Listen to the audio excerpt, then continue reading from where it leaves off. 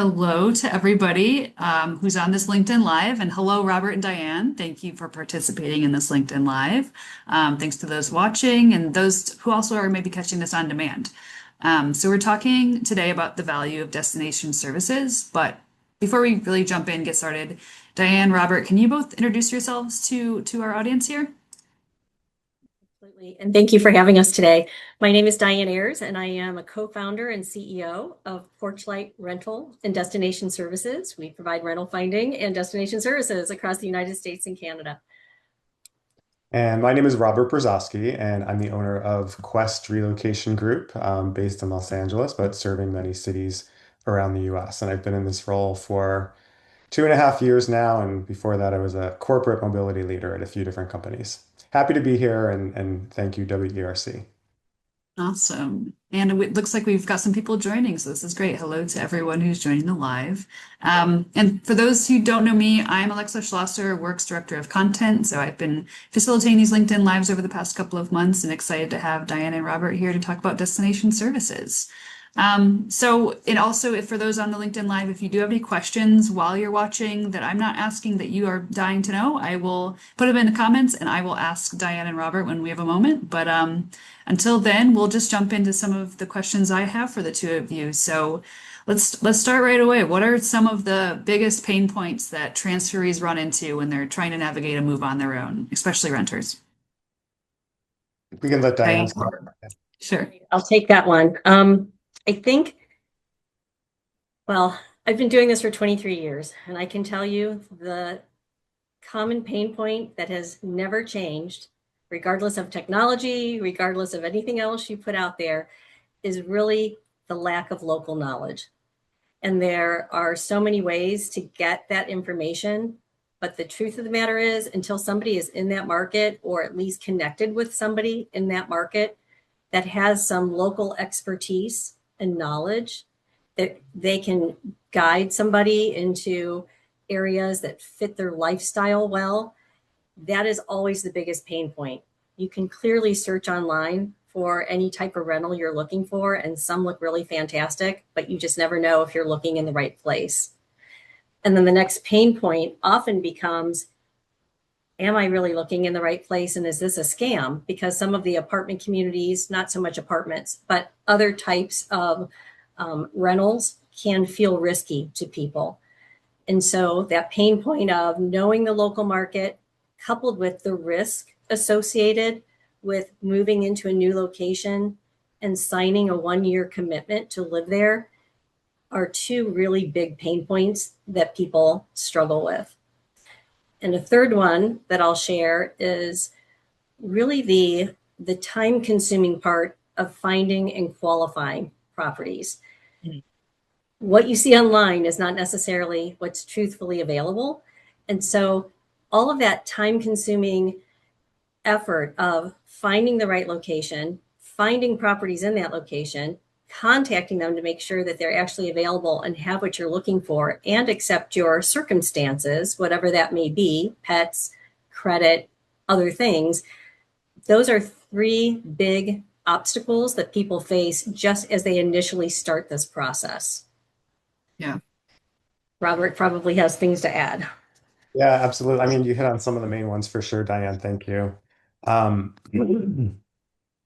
think one of them that just comes up in a lot of different places. I mean, especially if somebody's moving internationally, but even some of this is for people moving within the same country as well. You think about trying to navigate processes like the DMV process or the Social Security process, in particular, anything where you're dealing with some kind of government bureaucracy. And even if it's something like the Social Security process, which is a federal agency, who you may encounter and how they do things, although the processes are supposed to be exactly the same from state to state and city to city, the reality is they're not. And our local experts can talk to people about things like which one has the shortest line and how do you make sure you're showing up with all of the right information that you need to be able to apply for your Social Security number the first time, and what's the best way to make an appointment, and what do I need to have when I get there, and what might the person I encounter tell me to try to get rid of me rather than help me, and what do I say back, like things like that. The other thing that I wanted to mention, and because I kind of I was somewhere this past weekend for a little weekend getaway that I had never been before, and a friend reflected something back on me on Sunday morning when we were kind of recapping the weekend, and it was what he said was very interesting. He said, "I noticed you're always scanning." And I said, "Well, when did you see that?" He said, when we were walking around town, when we were hiking, you're always kind of watching to see, who you're encountering and whether or not they're safe." And I said, that's interesting. I didn't even really know that I do that.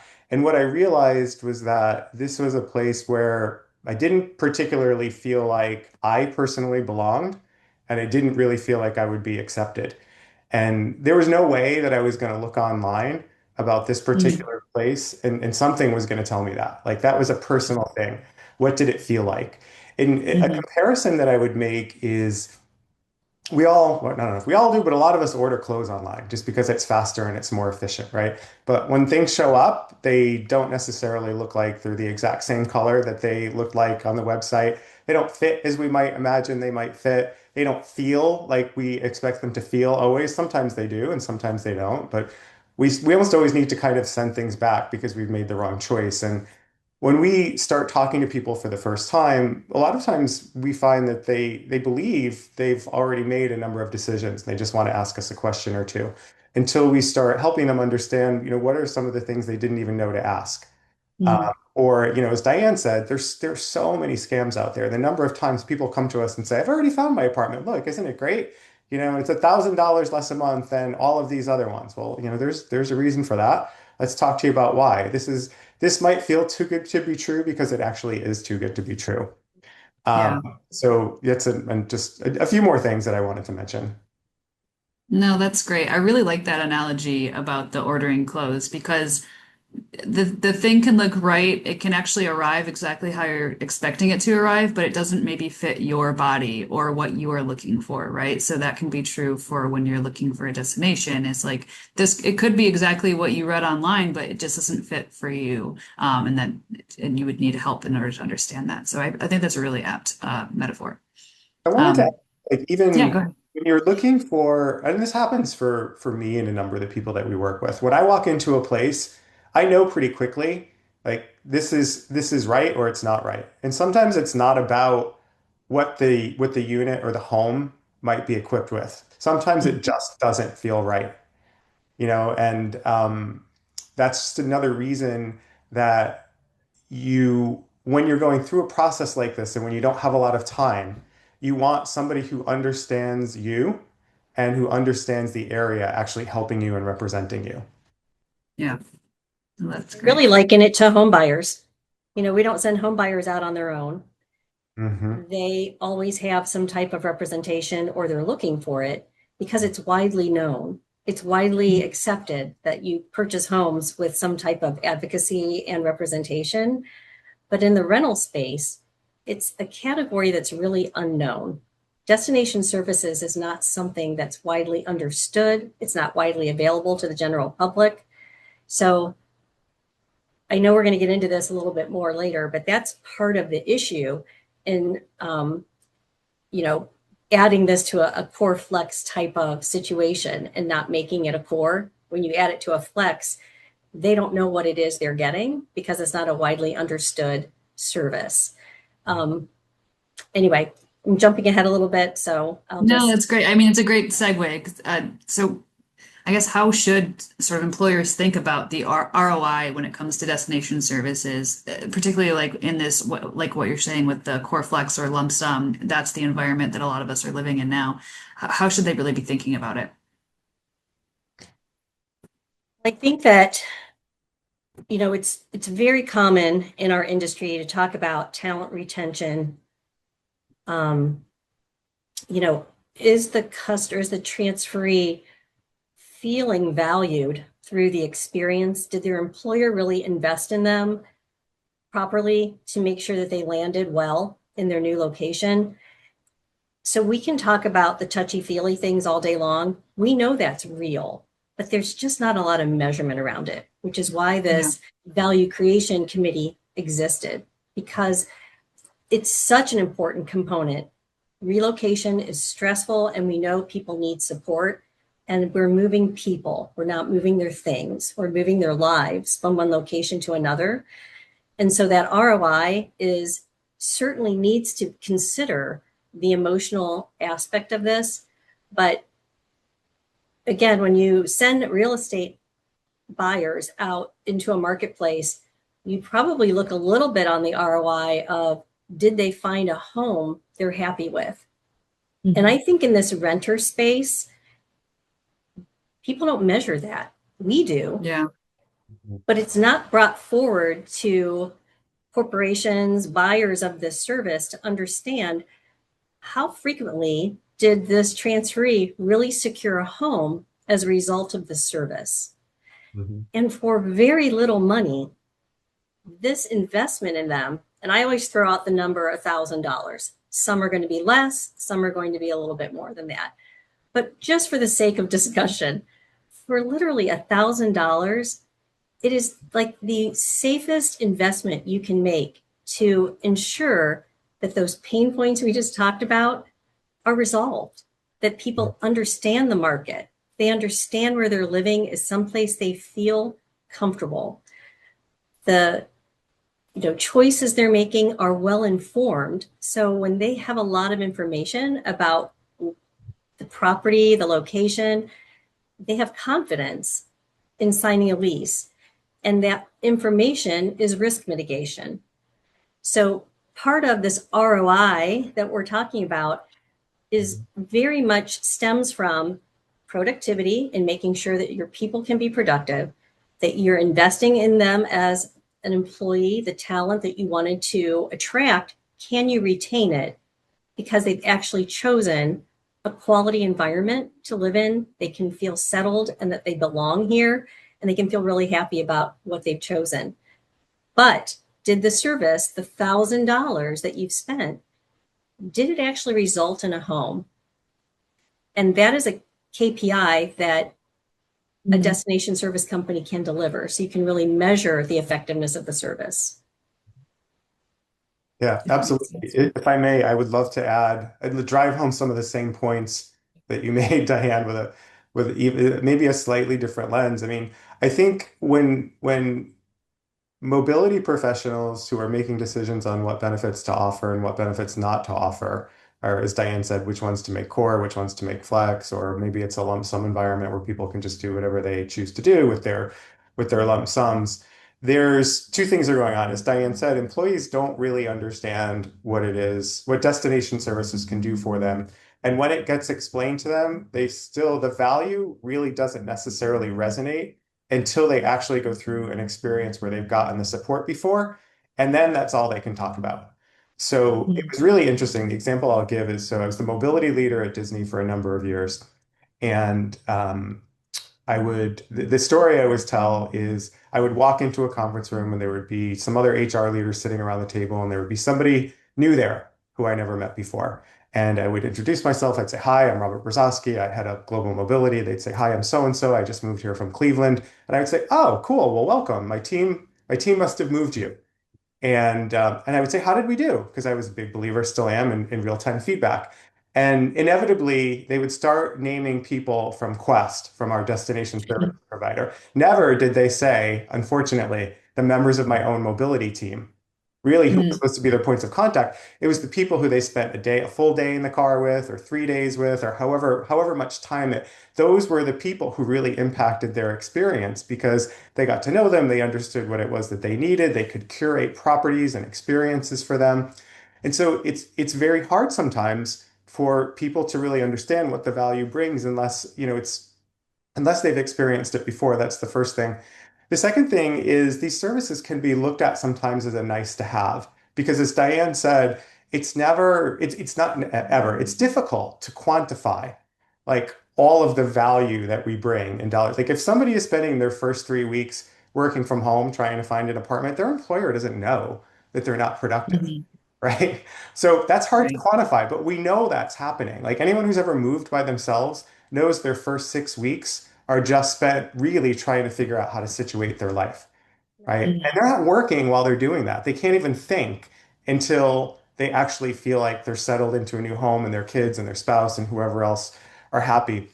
The other thing that I wanted to add in terms of the value of destination services candidates, which is something that we don't talk about often enough in this space, but we have accounts who will not even consider bringing a candidate in for an interview panel or for a day or two of interviews without providing them time with us, especially if that office location happens to be in a place where the candidate could not imagine themselves and their family living for one reason or another, right? And it's our job to help people understand, it's the company's job to help people understand what is it going to be like working for this company and why is this the right fit for you? It's our job to get people excited about the place that they're going to. And we can do that in half a day.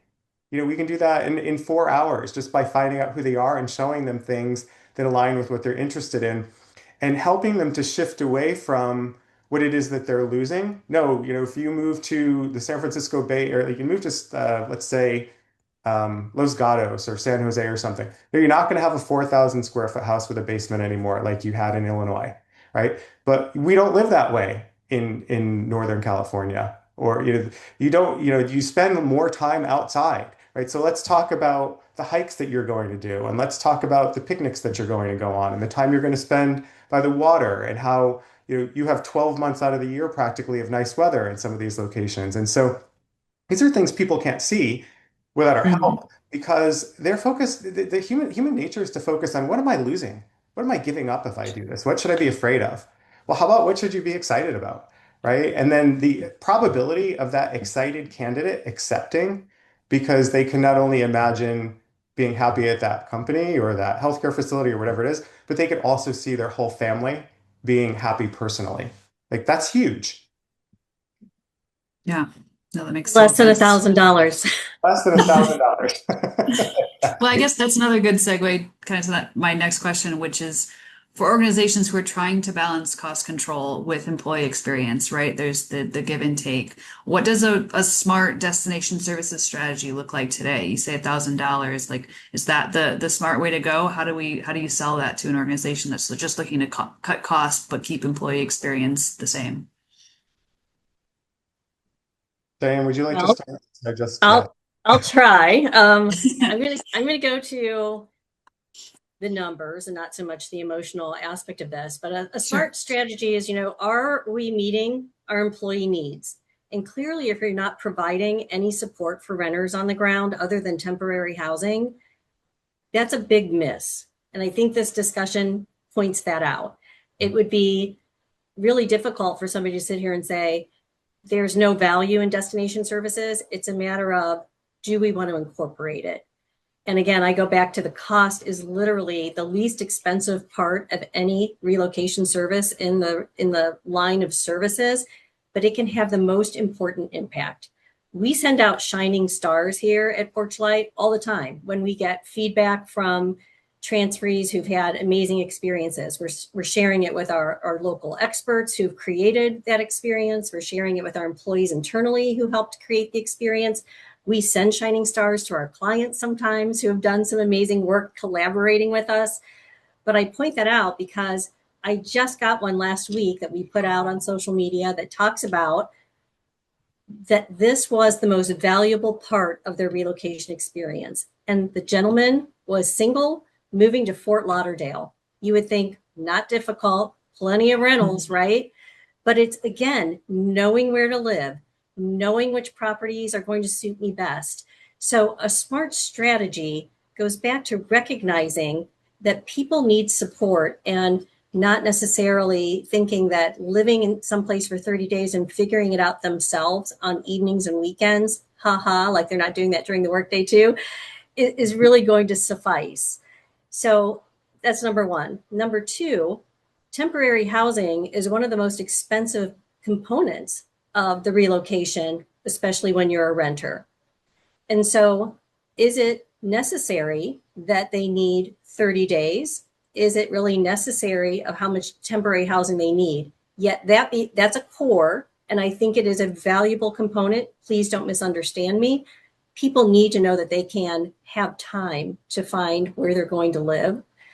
You don't need more stress and pressure on somebody during that time frame. But I can show examples of when 30 days of temporary housing absolutely isn't necessary because we can help somebody secure their lease more quickly and shave off 10 or 15 days of lodging. And I also track in our business how many people would like to avoid temporary housing. And I looked this up before our time today, and we have 67% of the transferees we serve are telling us they want to avoid temporary housing. Now, some of that's because they don't have it, but most do have temporary housing. So people want to move from point A to point B and be settled. And the way to get them settled quickly is to provide them some support on the ground that allows them to learn the environment quickly and have those properties curated for them in a way that really supports the efficiency again and the simplicity and the ease and information they need to make those decisions quickly. So when you have great information and great support, you don't need a month of lodging in between. I can save companies, again, just looked at some data before joining you. I have a client that I can save $450,000 for if they would reduce temporary housing. And I measure that on kind of old numbers because I don't have a lot of great data on what the cost of temporary housing is today on average. So I'm using $161 a day on average. And hotel stays, I'm using $130 as an average rate. So when I present this data to my clients, I make sure that it's very realistic, very something that they can easily accept as real and work with me on making those kinds of commitments. So again, a strong strategy is what is the most important priority to get somebody settled quickly and kind of backing into what that's going to look like. And to not have destination services as part of that feels like a real miss to me. Great. I love the data. Love the details. Those are great points, Diane. Thank you. Um, sorry, I have a golden retriever who just decided to barge in here, even though the door was shut. I love it. He might be making an appearance, and he might be the highlight of this call. I think just a couple of things that I would like to add to all of those amazing points that you just made, Diane. One is that we should try to avoid as an industry looking at a one-size-fits-all approach for destination services. We try, or companies try so much for consistency when the reality of it is everybody's needs are different. Everybody does not need the same things. And depending on what their personal situation is, where they are in their life, whether they're married, whether they have children, whether they have special needs children, or whether maybe they just graduated from school and they have a pretty straightforward home search need. Um, think about offering services that align with the value of the job and align with the need of that individual. And you won't be spending, or companies won't be spending a ton of money on everybody. They'll be spending wisely where it counts. I really believe everybody needs some level of help. Whether that is a conversation, a video conversation with someone from a destination services company where we can talk to them about things like we can pull up a Google map and we talk to them about, okay, here are the different neighborhoods that are within a commuting distance from your office, and let's talk about what's a reasonable and what's an unreasonable commute for you, and where are the walkable places, and where is the nightlife, and here's where the schools are, and here's where City Hall and Costco is, and we can just orient people in 15 or 20 minutes to the place they're going on a video call. It's not the perfect way to do it, but it's way better than nothing, right? We can show them, we can talk to them about what they imagine for housing, and we can talk to them about how that aligns with what's out there and share some sample links with them. We can tell them, based on the other people that we work with at your company who kind of fit your profile, these are some of the buildings they really like. So you might want to start your search there. And when you look at your lease, these are the sorts of things to watch out for. Diane mentioned scams earlier. Like we can tell people what to look out for with respect to scams. We might not be there to help them go get their social security number or their new driver's license or go with them for their driver's lessons, but we can give them referrals and we can explain those processes to them and give them checklists and things that will help them make sure they show up in the most equipped way or go to the office that has, the shortest line. So And then I tell people, where it really counts, like if you're a mobility leader and your job is on the line, if this one doesn't go well, then that's one where you for sure want to offer a couple of days Mhm. of service, right? And nobody's going to bat an eyelash in any organization, no matter what the budgets are like, if the most influential leaders can relocate successfully and settle in quickly so that they can be productive. Who could ever argue that? Like we all need to be able to argue that in this industry. We need to be able to argue it confidently because it's impossible to debate, right? Yeah, I love it. I've just got one more question for you both, and then this is everybody's last call on LinkedIn Live to send in any questions. But my final question, and I think we've covered a lot of these sort of misconceptions throughout this conversation already. But if you had to say one misconception that there is about destination services that you would like mobility leaders to kind of rethink, what would that be? You want to take this one first, Robert? Sure. Or do you want me to I go? kind of said it already, but the common misperception is I could do this just as well myself and that it's a nice to have. It's not something I actually need. That is so not the case. And like I said earlier, if people had the opportunity, if everybody had the opportunity to experience these services just one time, they would not bat an eyelash about taking $1,000 of their $10,000 lump sum and getting help. I completely agree with that. I would just say that they think renting is easy because there is so much information online. They're all, apartments.com, Zillow, everybody uses these tools until they have to do it. And then they're placing applications and never hearing back from properties. They're making these calls and never hearing back. They're spending money on applications and they don't know why they're not being the chosen recipient. They're moving with 2 little dogs and they don't understand why only 3 properties want to allow pets and how to navigate that. So they think it's easy. When I say they, corporate decision makers, if this is what they're leaving out of policy, and even our customers think, oh, I can do this. This looks really fun. I like looking at real estate. I can't tell you how many times we hear that until they actually have to get serious about where they're going to live, the location they're going to be in. So renting is easy, I think, is the biggest misnomer. And I want to jump back to something Robert said earlier too. Just having the local conversation, just something to provide some guidance so that somebody can maybe effectively navigate this using the internet as a tool. But just remember, you're passing that time to someone. A service is about who's spending the time in creating the resource or the information you need. I also just liken it to getting your car washed. You can do it in your driveway with a hose and a bucket and what have you. But look how many car washes are out there, and people are now paying monthly memberships for them. So that is like the simplest thing to do. And people pay for that every day. We're talking about somebody's life and living someplace for at least a year. And the cost of that and the investment in that is really quite wise. And I also want to just mention that if somebody just needs a lease review, we can do that too. And I don't mean just verbal. We can give you a written summary of what it is you're signing, what the obligations are, that you feel protected, even though you have navigated a lot of it on your own. So there is, he said, one size does not fit all. That's true. And there are elements of the service that people can use without using an entire service experience. I love that car wash analogy, Diane. I'm totally going to use that one. Even though I washed my own car at 8 o'clock this morning. Because I could do it faster than going to the car wash. But it's a great point, Diane. I'm definitely part of it. That's what service is. You're just deciding who's going to spend the time doing it. And would somebody who is local, who does this all the time, who knows the market, do this better and faster than somebody who's trying to do this from across the country? So for me, logic prevails a lot, but I know that dollars and cents matter. I just believe this is the biggest impact somebody can make for the price. Awesome. Thank you.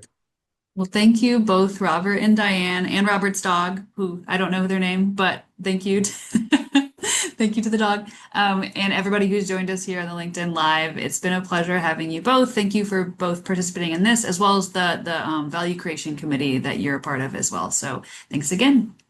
Thank you so much. This has been fun. Much appreciate the opportunity. Thank you. Bye-bye.